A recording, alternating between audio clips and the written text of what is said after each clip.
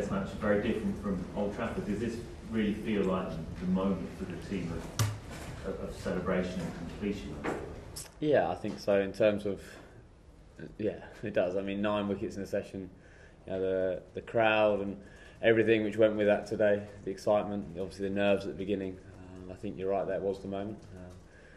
We're going to get greedy, I think. And we're going to go and want to try and repeat that at the Oval. But you know, we can think out that with sore heads tomorrow and enjoy what was a very special day. And we stayed pretty calm out there because when a batsman was going and like the 2 openers played very nicely, they could score okay. But I think it's a very hard wicket to start your innings on. So I think we always had in the back of our minds with 300 on the board that we can put a lot of pressure on the new batsman. And once we got a couple of early ones after tea, the bowlers got their tails up and we put the new batsman under pressure, and the energies out there were fantastic. The crowd gave us a huge lift out there, and it was a very special moment when we took that last wicket.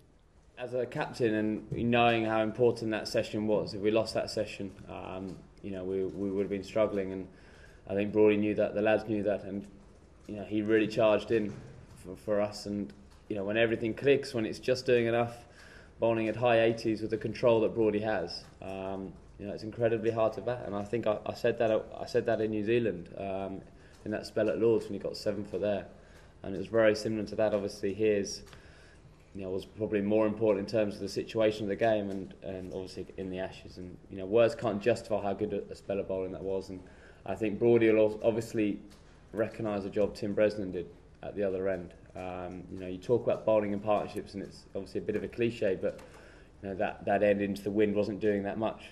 But he really built the pressure, not letting any release balls go that end. So huge credit to Bresy as well.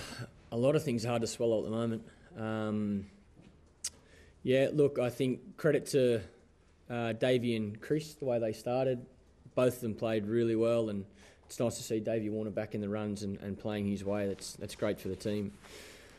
And then, yeah, obviously our middle order found plenty of ways to get out, which is extremely disappointing considering the start we got. But I've got to pay credit to Stuart Broad as well. I think his performance in this Test match was exceptional, and when a bowler, any good bowler, you know, gets their tail up and gets some momentum, they're generally hard to stop. And unfortunately, we couldn't stop him in either innings.